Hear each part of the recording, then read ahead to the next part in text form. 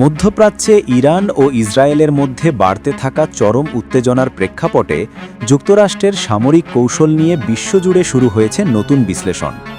Pentagon ওই অঞ্চলে তাদের সামরিক শক্তি বাড়ালেও বিশ্লেষকরা বলছেন, সম্ভাব্য কোনো বড় যুদ্ধে বিমানবাহী রণতরী নয়, বরং আঞ্চলিক স্থল ঘাঁটিগুলোই হবে ওয়াশিংটনের প্রধান ভরসা। বর্তমানে মধ্যপ্রাচ্যে মোতায়েন রয়েছে মার্কিন নৌবাহিনীর অন্যতম শক্তিশালী রণতরী ইউএসএস আব্রাহাম লিঙ্কন। প্রায় 1 লাখ টন ওজনের এই বিশাল যুদ্ধজাহাজ কয়েক ডজন ফাইটার জেট বহনে সক্ষম। তবে সামরিক বিশ্লেষকদের মতে সরাসরি ইরানের উপর হামলা করাটা হবে চরম ঝুঁকিপূর্ণ। এর প্রধান কারণ ইরানের শক্তিশালী অ্যান্টি-শিপ ব্যালিস্টিক ক্ষেপণাস্ত্র। বিশেষ করে পারস্য উপসাগরের মতো সংকীর্ণ জলসীমায় অবস্থান করলে এই বিশাল রণতরীগুলো ইরানের ক্ষেপণাস্ত্রের সহজ লক্ষ্যবস্তু হয়ে উঠতে পারে। একটি সফল হামলা কেবল বিলিয়ন ডলারের জাহাজেরই ক্ষতি করবে না, বরং হাজারো মার্কিন সেনার প্রাণহানির কারণ হতে পারে। রণতরীর তুলনায় স্থলভিত্তিক বিমান ঘাঁটিগুলোর সক্ষমতা অনেক বেশি। মধ্যপ্রাচ্যের কাতার, বাহরাইন বা সংযুক্ত আরব আমিরাতের মতো দেশগুলোতে মার্কিন ঘাঁটি রয়েছে। এসব ঘাঁটি থেকে একই সাথে বিপুল সংখ্যক যুদ্ধবিমান ও বোমারু বিমান উড্ডয়ন করতে পারে। স্থলঘাঁটিগুলোতে জ্বালানি ও আধুনিক অস্ত্রশস্ত্রের মজুদ অনেক বেশি থাকে, যা দীর্ঘমেয়াদী যুদ্ধের জন্য অপরিহার্য। এছাড়া রণতরীর রানওয়ে ছোট হওয়ায় সেখান থেকে ভারী বোমারু বিমান উড্ডয়ন সম্ভব নয়।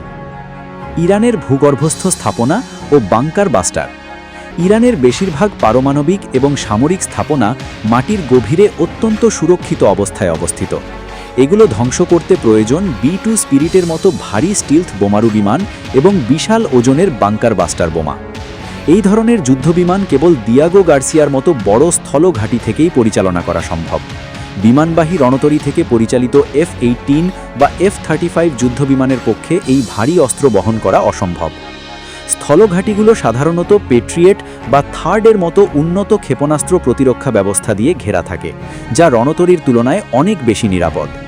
এছাড়া ভারত মহাসাগরে অবস্থিত দিয়াগো গার্সিয়া ঘাঁটিটি ইরান থেকে নিরাপদ দূরত্বে থাকায় সেখান থেকে হামলা চালানো কৌশলগতভাবে সুবিধাজনক। আরেকটি গুরুত্বপূর্ণ দিক হল যুদ্ধের গোপনীয়তা।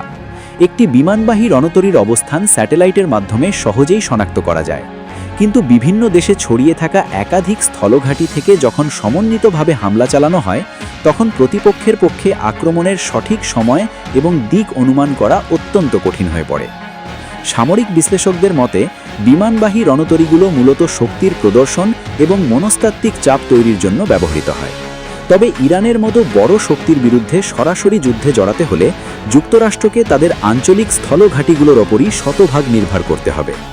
বর্তমান উত্তেজনার গতি প্রকৃতি নির্ধারণ করবে ভবিষ্যতে ওয়াশিংটন তাদের কোন তুরুপের তাসটি ব্যবহার করবে।